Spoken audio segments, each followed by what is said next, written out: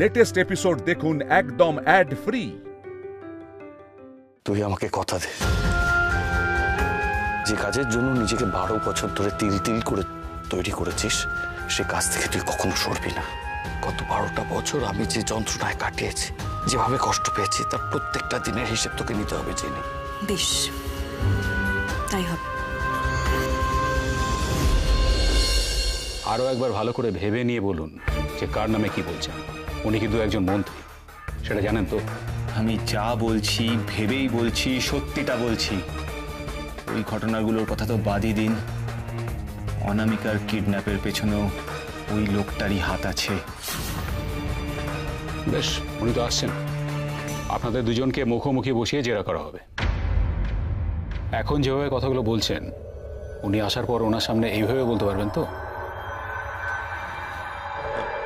কি হয়েছে অফিসার? দেখুন, আপনি তো খুব ভালো করে জানেন যে আমি খুব ব্যস্ত মানুষ, যা বলার আছে তাড়াতাড়ি বলুন। দেখুন, আমি একজন রেসপন্সিবল সিটিজেন, তাই আপনি ডেকেছেন বলে আমি আমার অনেক কাজের মধ্যে আপনার কাছে। Thank you so much sir. Please please বসুন।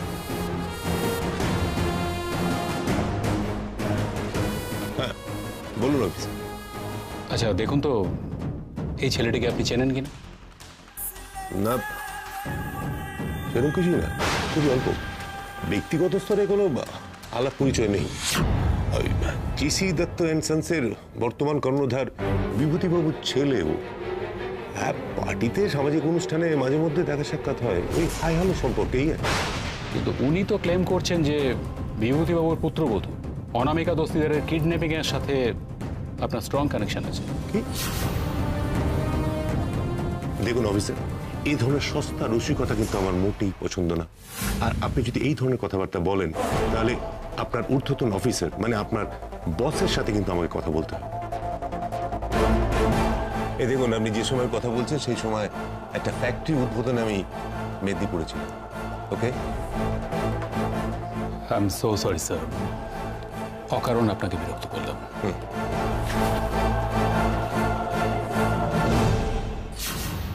বয়স হচ্ছে তো, নেশাটা কম করে বাবার বিজনেসে মন দাও, তো তোমারই ভালো হবে। স্পয়েলড ব্রাট।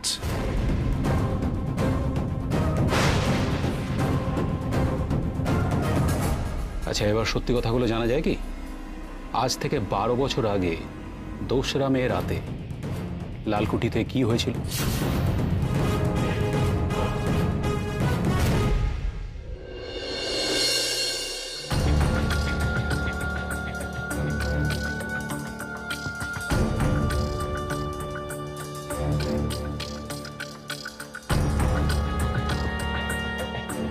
মনি বলছি একদম গরম আছে, খেয়ে না।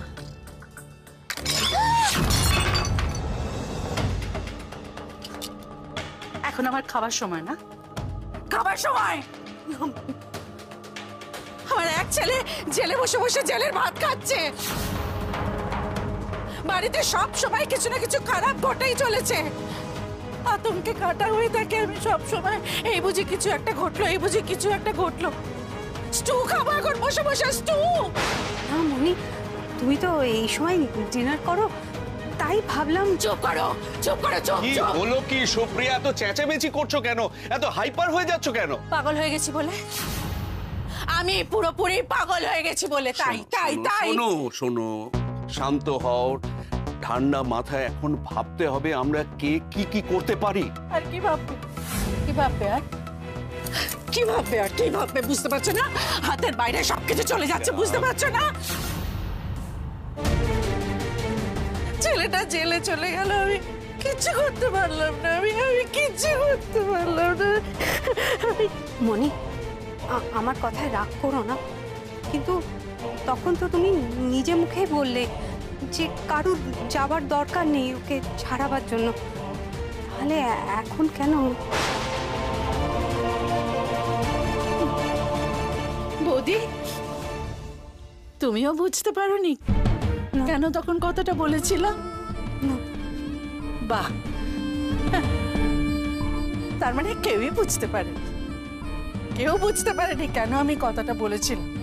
দেখলে না, ছোট ছেলে আর ছোট বৌমা পুরোপুরি ওর বিরুদ্ধে। দেখলে না এমন রিয়াক্ট করলো যেন মনে হলো আমার বড় ছেলেটা একটা দাগি ক্রিমিনাল। কি করতাম তখন আমি, কি করতাম? এই কথা বলা ছাড়া আর কিছু ভাল লাগছে না, আমার ভাল লাগছে না। আমার মামার শরীর খারাপ লাগে না, আমার বসে থাকলেও আমার মাথা ঘুরতে থাকে। মনে মনে হয় এরকম হয়, স্ট্রেস যদি বেড়ে যায় এরকম হয়। আমি কি ডাক্তার ডাকবো? ডাক্তার? কারণ ডাক্তার ডাকবে কেন? ও আচ্ছা, ডাক্তার ডেকে এনে প্রমাণ করবে যে আমি সত্যি সত্যি পাগল হয়ে গেছি, পুরোপুরি পাগল হয়ে গেছি, তাই তো? চলে যা,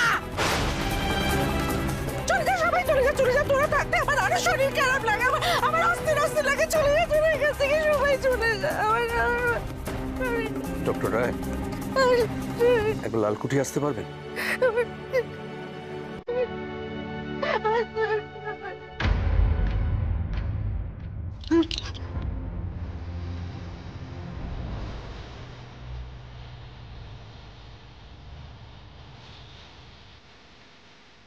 দেখতে পাচ্ছ? ঠিক আছে, এবারে তো যা করার তোমাকে করতে হবে বিশাখা।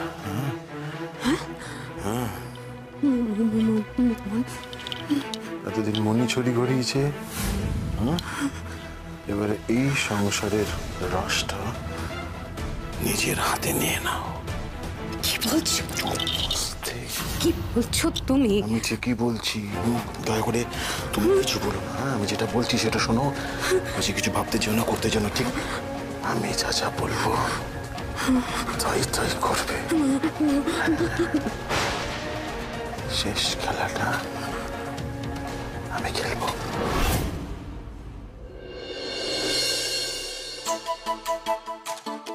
শোন বিক্রম, আমি তোকে একটা কথা খুব স্পষ্টভাবে বলতে চাই। আমি জাস্ট হচ্ছে না, আমি তোকে খুব ভালোবাসি। তো খুব ডিরেক্ট, তো ডিরেক্ট বল, জাস্ট হচ্ছে না।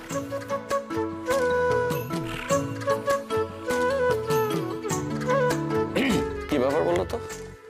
একটু আগে দেখছিলাম ওখানে বিড়বিড় করছো, এখন এখানে দাঁড়িয়ে কি হয়েছে? তো সামনে আমার একটা নাটক আছে, তো ওটারই রিহার্সাল করছিলাম। আর আমার যে ক্যারেক্টারটা আছে ওখানে, যে ক্যারেক্টারটা করছি, ও একটা ছেলেকে খুব ভালোবাসে। আর ও নিজের মনের কথা সব বলে দেয় ছেলেটাকে, কিন্তু ছেলেটাকে রিজেক্ট করে দেয়। ঠিক বুঝতে পারছি না আমি কি করে করবো। না করার তো কিছু নেই, হাতে স্ক্রিপ্ট চলে আসলে করে দেবে।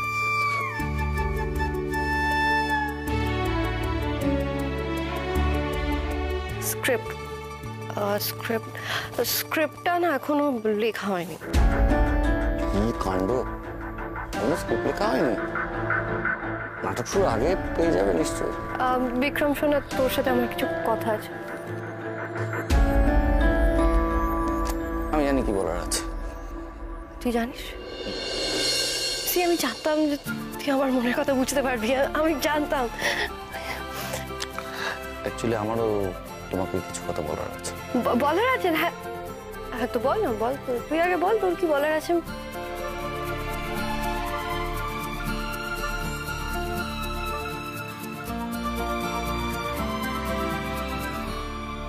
আমি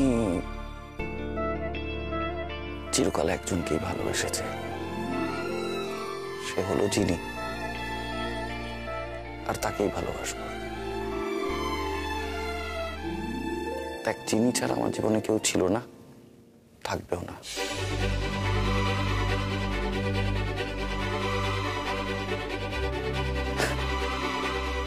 আর এটাও আমি জানি যে আসল জিনিকে।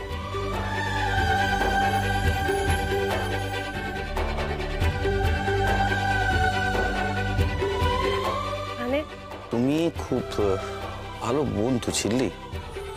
তুমি অনামিকার পাশে যেভাবে দাঁড়িয়েছো তাতে তোমাকে সত্যি ভরসা করা যায়।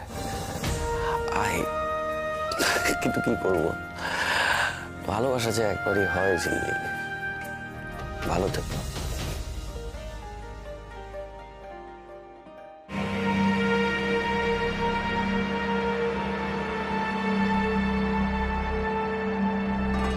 সবাই সবটা জানে, কিন্তু আমি কিছু জানি না।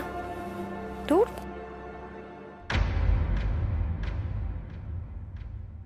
এই একা একা কি কথা বলে যাচ্ছ তুমি?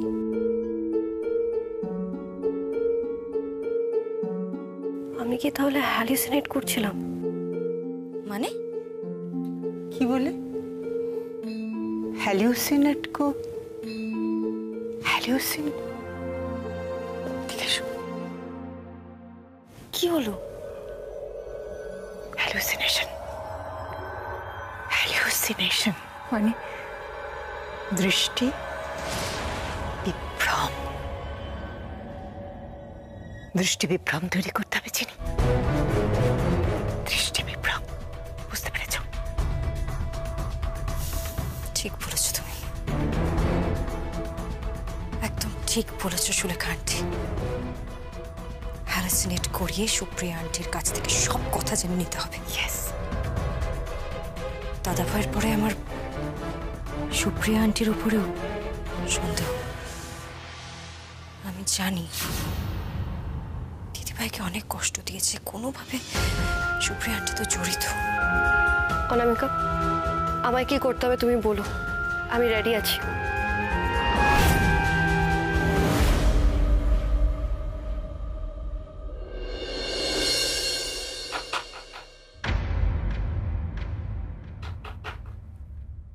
কে কে?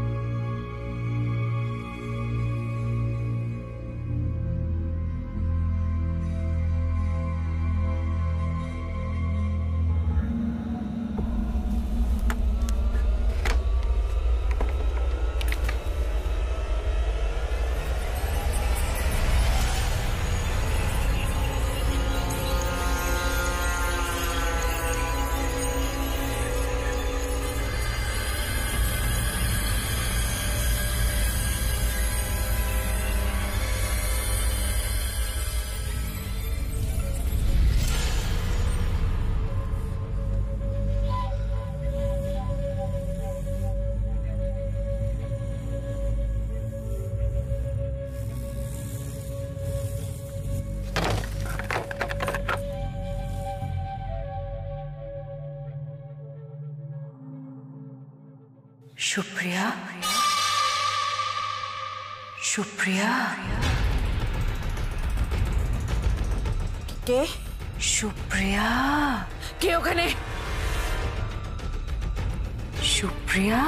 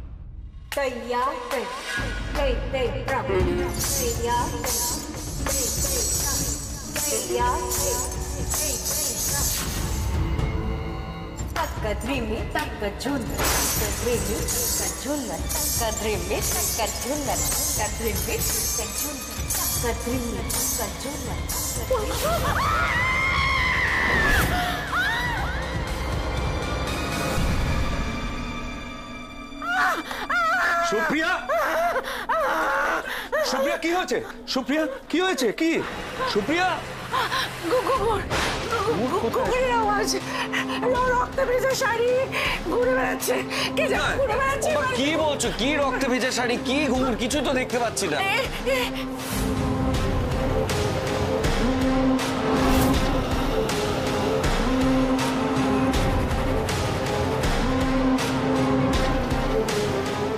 ছিল তো এখানে।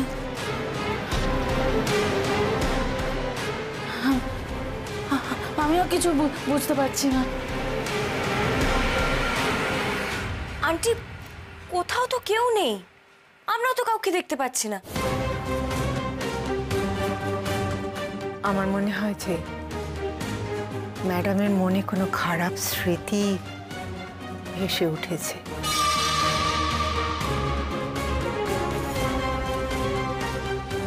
না, অনেক সময় ঘুমের মধ্যে এরকম খারাপ খারাপ দৃশ্য দেখা যায়, এটা স্বাভাবিক।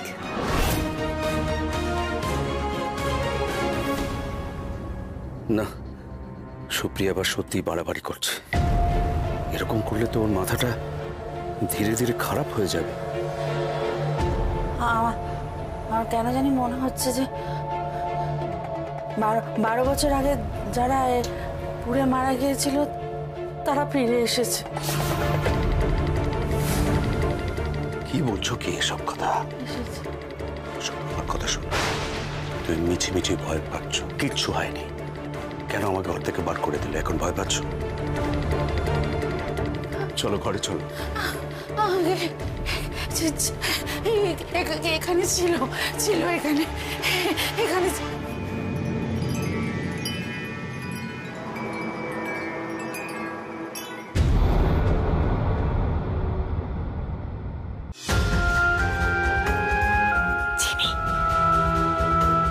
খেলা শুরু হয়ে গেছে, এবার শুধু দেখো সামনে কি হয়।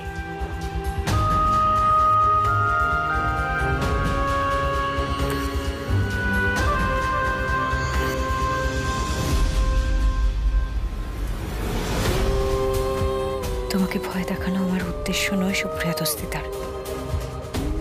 তুমি ঠিক কিভাবে রিয়্যাক্ট করছো সেটা আমার জানা দরকার। ওগুলোই প্রমাণ করে দেবে সবকিছু, বুঝিয়ে দেবে 12 বছর আগে যা ঘটেছিল সে সব কিছুতেই তুমি জড়িত ছিলে।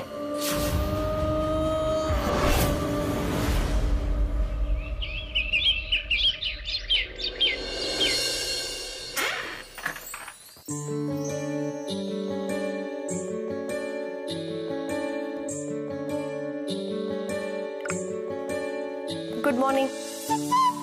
আমি তোর জন্য বেডটি নিয়ে এসেছি। বিক্রম, উঠে পড় প্লিজ। দেখ, আমি না এসব করতে পারি না, কিন্তু আমি তোর জন্য করেছি। সবকিছু ঠিকঠাক থাকলে আমি তোর জন্য রোজ বেডটি নিয়ে আসতাম। জানিস, কালকে রাতে না আমি তোকে দেখলাম, তুই কত কিছু বলছিলিস আমাকে। কি বললে তুমি? সবকিছু ঠিকঠাক থাকলে তুমি বিক্রমের জন্য রোজ বেডটি নিয়ে আসতে, এটাই বললে তো? বলো বলো।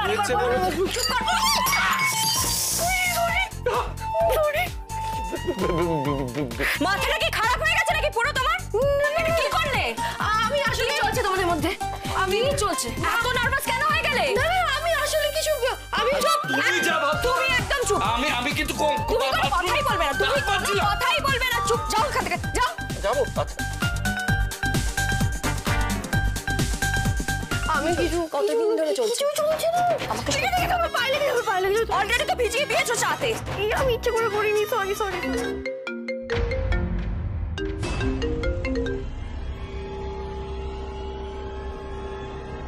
কি?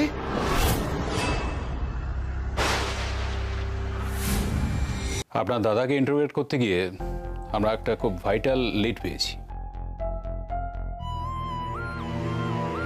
কি লিড বলুন না।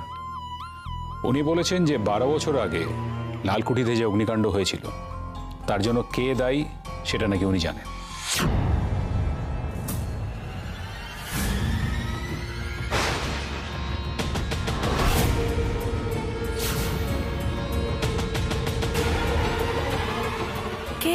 কে দায়ী? এক মিনিট।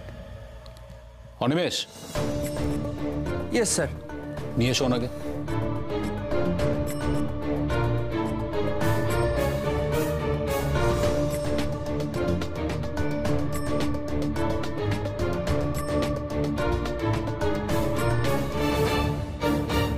বল, 12 বছর আগের ঘটনার জন্য কে বা কারা দায়ী?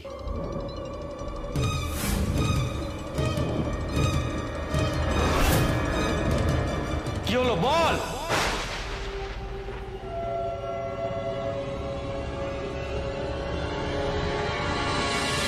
বিভূতি দস্তিদার, সুপ্রিয়া দস্তিদার।